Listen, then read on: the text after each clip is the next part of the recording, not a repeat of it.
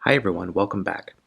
Now in previous videos I've been talking about Aristotle's search for first principles, and in doing that I've alluded to two things. I've alluded to this idea that there might be something that helps us find the first principles, and I've also talked a bit about skeleton keys for thinking about Socrates and Plato and how Plato writes his dialogues. And so what I want to do in this video is I want to, well, in some sense give you a kind of skeleton key for reading Aristotle, because after all, Aristotle can be very complicated. I should add here, by the way, this is my own interpretation of how Aristotle works, but I think it's useful, so we'll use it. And then at the same time, I also want to suggest how this method can also work as a kind of helper. It helps us do philosophy, at least according to the way Aristotle understands it. So let's get started. Now, recall in our earlier discussions that when Aristotle says that we're searching for anything, we're starting any kind of inquiry, we're going to always begin with things, as he says, that are closest to us, right? And this will help us go down a road that will help us investigate what things truly are. What I'm going to suggest here is that Aristotle has a method of doing this, starting with things closest to us, which he calls dialectic. When thinking about dialectic, I think it helps to think about the question-answer format that we see in Plato's dialogues. There's a kind of example of what dialectic might look like in practice. We're going to look at it here in Aristotle, the way he understands it. Note, by the way, if you've studied dialectic and other thinkers like Hegel and others, I just want to point out that what we're doing here has almost no relation to that. So we're not going to worry about other thinkers. We're just focused on Plato, well, in this case, Aristotle. Next, I want to talk a little bit about what dialectic is and how Aristotle understands it, and then what he thinks we can use it for, how it's going to help us do philosophy. So let's look at some texts. In a book called The Topics, Aristotle discusses some of the ways that this thing called dialectic gets used. He says, "Our treatise proposes to find a line of inquiry whereby we shall be able to reason from reputable opinions about any subject presented to us, and also shall ourselves, when putting forward an argument, avoid saying anything contrary to it." He says that a dialectical deduction reasons from these things called reputable opinions.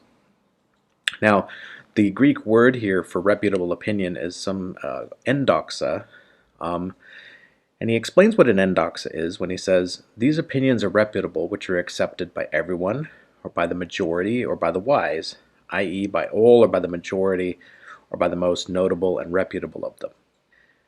Now to pause here for a moment, I think this is actually quite interesting, because in some sense what Aristotle is saying is that when we do philosophy, we actually want to pay attention to what our community thinks. So if we have a philosophical question, we want to say, okay, so in answer to this, what do people ordinarily say about it? And in fact, in Aristotle, as we're going to see, will sometimes say that by looking at them, they help us grasp the truth. Now lastly, Aristotle says that this kind of work, dialectical work, has three uses. And this is a long passage, so let's look at this one. He says, "Next in order after the foregoing, we must say for how many and for what purposes the treatise is useful. There are three: intellectual training, casual encounters, and the philosophical sciences." Now he says that it's useful as a training is obvious on the face of it. The possession of a plan of inquiry will enable us to more easily argue about the subject proposed. For purposes of casual encounters, that's encounters with other people, it's useful, because when we've encountered up the opinions held by most people, we shall meet them on the ground not of other people's convictions, but of their own, while we shift the ground of any argument that they appear to us to state unsoundly. By the way, I think that that's tremendously good advice. If we're in an argument with another person where something is at stake, sometimes the best thing we can do is try to learn that person's argument better than they know it. So that way when we propose counter-arguments, we're using their own reasons rather than our own. Now finally, in the part that we're most interested in, he talks about how we use dialectic to study the philosophical sciences. He says, "For this it's useful because the ability to raise searching difficulties on both sides of a subject will make us detect more easily the truth and error about the several points that arise." He says it has a further use in relation to the ultimate bases of the principles used in the several sciences, for it is impossible to discuss them at all, from the principles proper to the particular science in hand, seeing that the principles are primitive in relation to everything else. He says, it is through reputable opinions about them that these have to be discussed, and this task belongs properly or most appropriately to dialectic, for dialectic is a process of criticism wherein lies the path to the principles of all inquiries. So this idea seems pretty promising. So let's investigate it a little further. Now let's put things a slightly different way and talk about how this method works in practice. In other parts of the topics, Aristotle describes the method a little something like this. You can think of it almost like a kind of a game.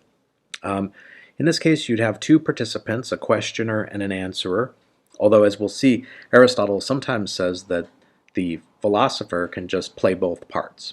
But let's say you've got the questioner and answerer. Now in step one, the questioner poses a question with a yes or no answer. For example, is pleasure what human happiness is or not? Just to give an example. Now the next thing that would happen, and this is step two, the answerer then says yes or no.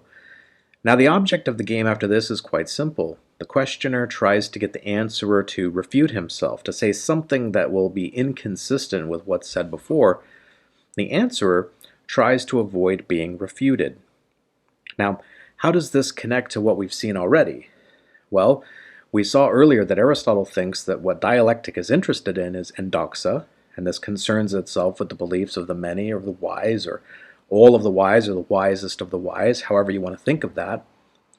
Now we can think of the sayings of the wise as just the sort of thing that can be tested using our method that we just discussed. Now I want to state a few more uses and look at a few more texts, and then we can sum up and give the skeleton key for how to read Aristotle. In a book called the Nicomachean Ethics, Aristotle says, in talking about Plato, he says, let us not fail to notice that there is a difference between arguments from and those to the first principles. For Plato too was right in raising this question and asking, as he used to do, are we on the way from or on the way to first principles? There's a difference, as there is in a race course, between the course from the judges to the turning point and the way back. For while we must begin with what is known, things are objects of knowledge in two senses, some to us, some without qualification. Presumably then we must begin with things known to us. Now, what does this mean? Right, Aristotle's saying that we need to know whether we're working our way toward first principles, that is, towards discovering them, I think, or whether we've found the first principles and we're working from them. And I'm going to suggest then that dialectic has this further ability, that it will help us discover the first principles by examining these questions that we've been looking at, but then also working from them to make new discoveries. In other words, I've already found the principle that I was looking for, and now I want to find out how things are resolved next to it. Now, what does it mean to find a first principle and then try to sort out problems related to it? I love this passage from Aristotle. This is from the Metaphysics, and I think this is just a wonderful description of what it's like to do philosophy sometimes. But I think in this case it also tells us something about what it's like to work with dialectic to resolve things that perplex us. He says, we must, with a view to the science we're seeking, first recount the subjects that should be first discussed. These include both the other opinions that some have held on certain points, and any points beside these that happen to have been overlooked.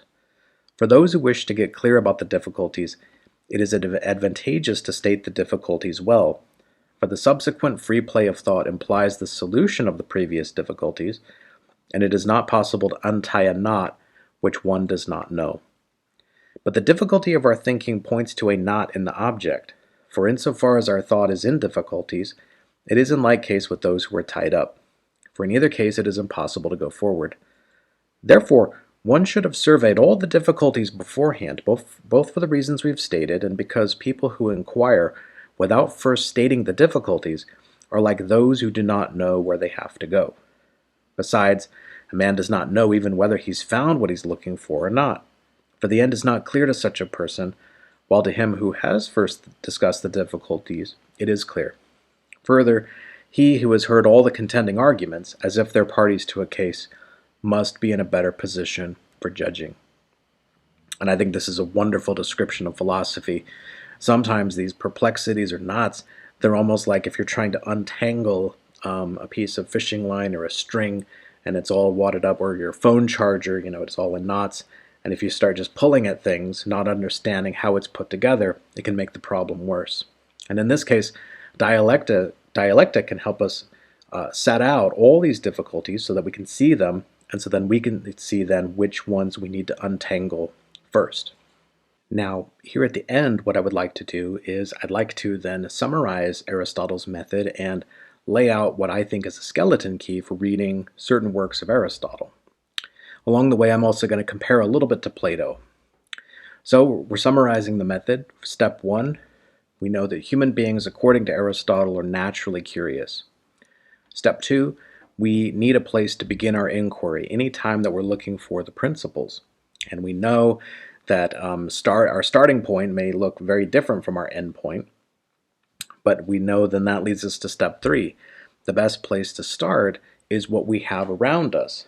This can begin, of course, with our own perceptions of the world, like we saw with the oranges, or with commonly held beliefs in our community.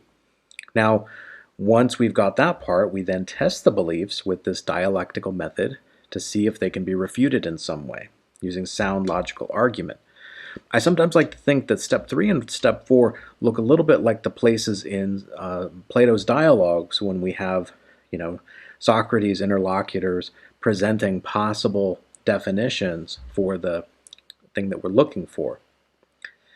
We see then that, and this is step 5, that testing removes confusion and it allows us to see the truth more easily, if you like, sort out the good stuff from the garbage or the rubbish, so to speak.